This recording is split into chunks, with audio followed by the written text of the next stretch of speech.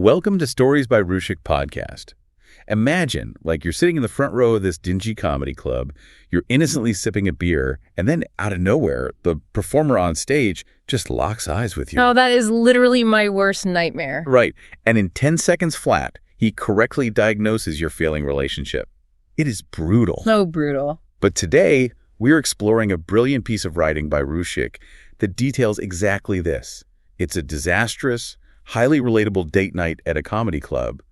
But honestly, it's more like a masterclass in social dynamics. Oh, completely. It's this fascinating piece of thought leadership that he just, disguises as a simple, funny story. Yeah, exactly. Okay. We're going to unpack his unique perspective on human vulnerability, the defense mechanisms we all use, and the lethal power of an introverted comedian. Because comedy clubs are essentially pressure cookers for human behavior. You put people in a dark room, you introduce alcohol, and you force them to confront really uncomfortable truths. And the scene setting in the writing does a perfect job of establishing that pressure cooker. Mm-hmm. I mean, if you've ever been to an amateur open mic night, you know the exact atmosphere he describes. Oh, yeah. The dim lights, the sticky tables. Yes. He talks about walking into this dimly lit bar in Bandra, which, if you don't know, is this trendy, bustling suburb in Mumbai. And he says, it smells like onion rings, regret, and someone's third failed startup. That specific scent profile is so painfully accurate. It perfectly sets the psychological stage. It really does. Because the smell of cheap frying oil mixed with, shattered entrepreneurial dreams, it creates this environment of incredibly low expectation. Right, you're not walking into some high-end Broadway theater where you expect polished perfection. Exactly. You are walking into a space that feels inherently just slightly desperate. He even mentions these fairy lights strung up around the venue, noting they look like forgotten Diwali decor that nobody bothered to pack away after the festival was over. Which is such a beautifully depressing detail. It is. It primes the audience for a certain kind of raw, unpolished experience.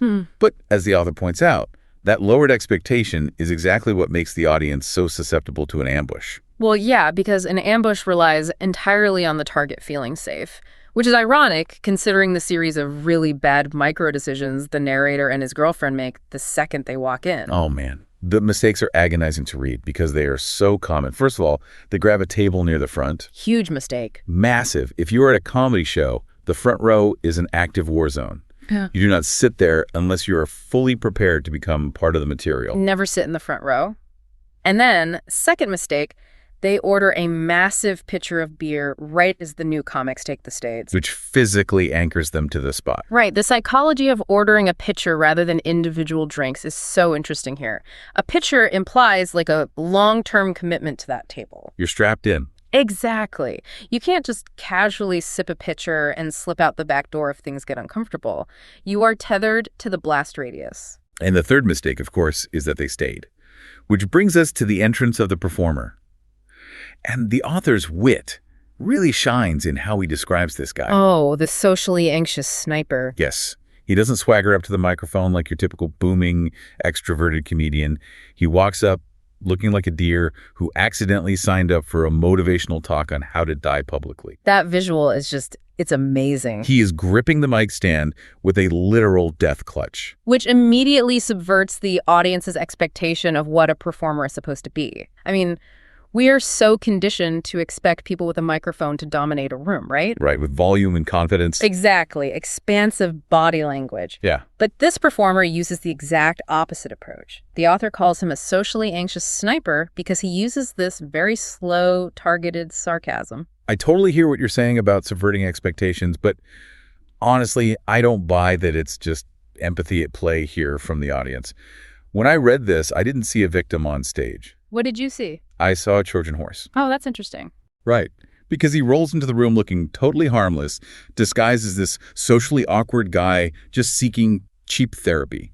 But it's a trap. If you're sitting in the audience, your brain registers his anxiety and instantly categorizes him as a non-threat. That's a really crucial distinction, actually. It's not just that we feel sorry for him. It's a subconscious reordering of the social hierarchy in the room. Elaborate on that. Well, evolutionarily speaking, we are wired to drop our defensive posture when we encounter someone who displays high vulnerability.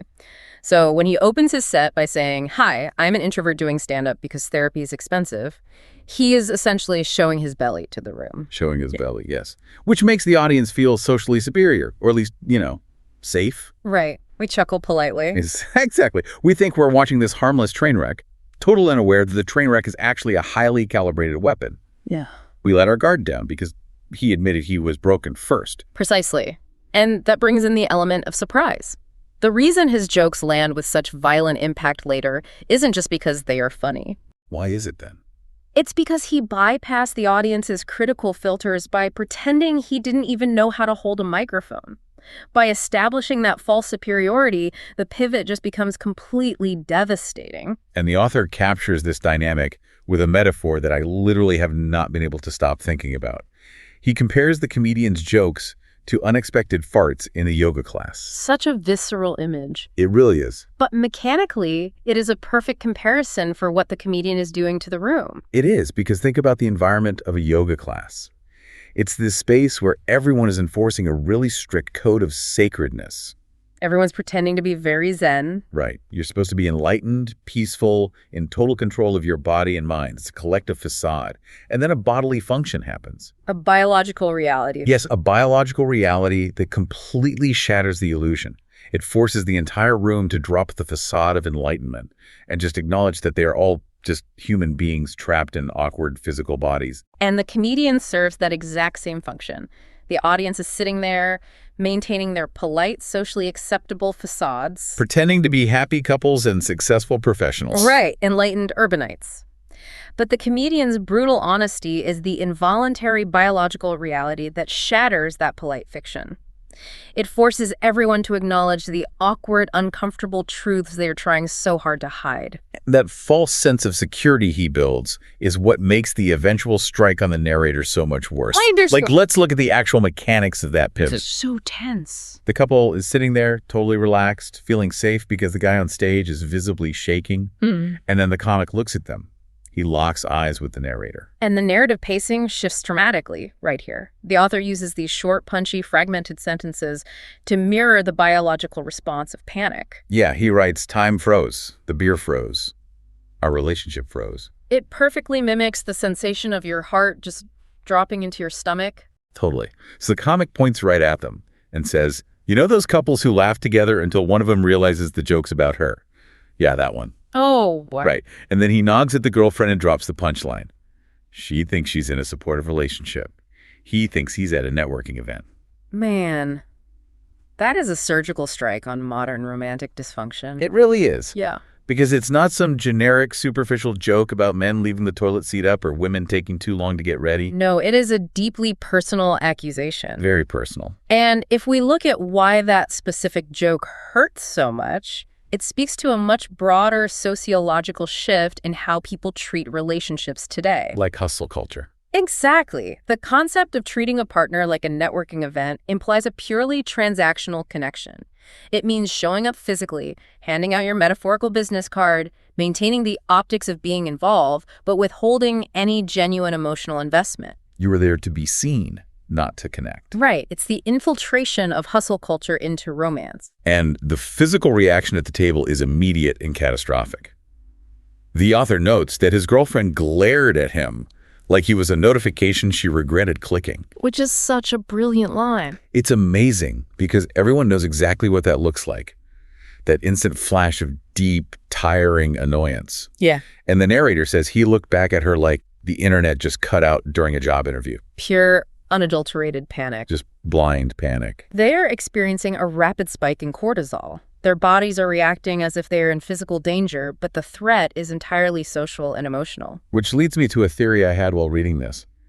Based on this entire sequence, sitting in the front row of Comedy Club is essentially unlicensed, high-stakes couples therapy. Unlicensed couples therapy, you know what, that makes a lot of sense. Doesn't it? Yeah, because it bypasses the months of gentle probing a professional therapist might do and just rips the doors off the hinges in front of 50 complete strangers. Exactly. Look at the defense mechanisms that immediately spring up at the table. The boyfriend, in full panic mode, leans in and whispers, "It's just a joke, babe." The classic line. He is desperately trying to deploy denial. He wants to invalidate the comedian's observation just to protect himself. But the girlfriend completely rejects the denial. She just fires back, so were the last 3 years of commitment, apparently. A completely devastating escalation. It is, and it illustrates a fundamental psychological truth about comedy. A joke only causes a fight if it touches a pre-existing nerve. Well, that's a great point. Right. The comedian did not invent the tension at that table. He didn't brainwash them into being unhappy. He simply held up a magnifying glass to the cracks that were already there. And the heat from the audience's laughter caused the glass to shatter. Exactly. The contrast between the couple and the rest of the room in that exact moment is incredible, by the way. The couple is isolated in this silent, terrifying bubble of realization, while the rest of the bar is having the absolute time of their lives. Oh, the crowd loves it. The narrator actually tries to deflect the tension. He attempts to turn the gun back on his girlfriend by muttering, or maybe he's talking about your obsession with sending passive-aggressive memes at 3 a.m. A classic projection tactic. Deflect the criticism by attacking the partner's flaws. And it fails miserably. He earns a glare that he describes as hot enough to fry a vada pav. Now that is a specific kind of heat. For real. If you are not familiar with Mumbai street food, a vada pav is this fiercely spicy, deep-fried potato dumpling. You can literally feel the radiating heat of her anger through that description. While their relationship is basically crumbling, the author provides this rich, chaotic survey of the surrounding audience, which is so crucial for understanding the group dynamics at play here. The crowd is losing its mind. He says table 3 is splitting another pitcher of beer just to cope with the secondhand embarrassment. Everyone's drinking more. Yeah, and table 6 is screaming YASSGURU at the comedian, treating him like some sort of emotional messiah who has finally spoken the truth. They're worshiping him. And my personal favorite detail there is an uncle at the back of the room laughing like Johnny Lever on Red Bull. That is quite the image. Just for context, Johnny Lever is this legendary Bollywood comedian known for incredibly hyperactive, full-body physical comedy. So this uncle is laughing so hard, he's leaking like a malfunctioning scooter. What the author is documenting here is the anthropology of communal laughter. You have a room full of strangers who are actively bonding over the public dismantling of one couple's relationship. It's brutal, but unifying. Right. The comedian is orchestrating a collective emotional release. So then he moves on from the couple and starts targeting other demographics. He takes aim at South Bombay moms, which is essentially the wealthy elite demographic of the city. And the author describes a moment where the comedian delivers a joke that nearly kills the room. There is a beat of total agonizing silence. Now, silence in a comedy club usually signifies failure. It usually means the joke just didn't land. But in this specific context, the silence is actually the sound of a direct hit. Oh, because it cuts too deep. Yes. It is the sound of an entire room collectively holding its breath because the observation was a little too accurate, a little too sharp. They are processing the discomfort. But then, like a delayed explosion in a Bollywood action movie, the laughter hits. It doesn't just trickle in, it washes over the room like a tsunami. That delayed reaction perfectly illustrates the tension release theory of humor, which philosophers like Freud and Kant actually wrote about extensively. Really? How so? Well, the comedian builds an unbearable amount of psychological tension by pointing out a painful truth. The silence is the peak of that tension. The audience's brains are frantically trying to determine if this is a genuine threat to their social reality. Amen. When they realize it is framed as a joke, which is a benign violation of social norms, the brain signals that the threat is false, and the resulting physical release is explosive laughter. Wow. It really is a group therapy session fueled by cheap beer and profound discomfort. The author actually encapsulates this feeling with another brilliant insight. He says the bar cracked open like a Tinder date after too many cocktails, messy, loud, and confusingly intimate. If you analyze the mechanics of a Tinder date after too many cocktails, the comparison is incredibly astute. I mean, we've all been there, or at least seen it happen. Right. On a first date, both people are usually acting as their own PR representatives. They are presenting highly curated, sanitized versions of themselves. Only the best angles. Exactly. But add alcohol and a few hours of conversation, and the PR representatives get tired and go home. The facades drop, the polite small talk just vanishes. And what you are left with is chaotic, unfiltered honesty. It's confusing because it violates the social contract of polite distance, but it is undeniably intimate because it is finally real. The comedian forced the entire bar onto a collective drunken Tinder date. By stripping away the polite fictions everyone was maintaining, he dissolved the boundaries between tables. So everyone's in it together. Yeah. Yes. When you are forced to look at your own flaws, and you hear the stranger at the next table laughing because they recognize those exact same flaws in themselves, the illusion of separation disappears. It is no longer a room of isolated individuals. It is a community united by the fact that everyone is beautifully, fundamentally flawed. That sense of unity actually brings us to the aftermath of the ambush and how the dust eventually settles on this chaotic night. Because the show does eventually end. The socially anxious sniper puts the microphone back in the stand, probably with the exact same death grip he started with, and walks off stage. The transition from the heightened anxiety of the roast to the quiet reflection of the couple walking to their car is just masterfully observed. The adrenaline is fading, and they are left to process the wreckage. Yeah, the narrator notes that he and his girlfriend clap as the comedian leaves the stage, but it is definitely not polite applause. They are clapping entirely out of survival gratitude. They survived the sniper fire. Yeah, exactly. They made it through the unlicensed therapy session without actually breaking up in the middle of the bar. What they are experiencing there is a form of trauma bonding. When humans survive a highly stressful event together, the brain releases oxytocin, which fosters a deep sense of attachment and trust. From a comedy show. Yes. The threat of the comedian's scrutiny was severe enough to trigger that biological response. He compares them walking out of the bar to two soldiers surviving a war, or two flatmates who both accidentally saw the landlord naked. They are united by a bizarre, shared horror. They get outside into the humid Mumbai air, and something fundamental between them has genuinely shifted. Because the shared horror has burned away the superficial layer of their relationship. They can no longer pretend everything is fine, which ironically opens the door for real communication. Yeah, the girlfriend looks at him and says, maybe we do need to communicate more. Or at least not sit in the front row. That's a great line. Right. She acknowledges the validity of the comedian's critique while using a joke to soften the blow. And the narrator replies, maybe we should invite him to our next fight. He might explain our issues better than our therapist. And they laugh. A genuine, shared laugh. Not the polite, nervous chuckles they were using at the beginning of the night to mask their discomfort, but the real laughter of two people who have finally acknowledged the elephant in the room. It's a surprisingly profound conclusion.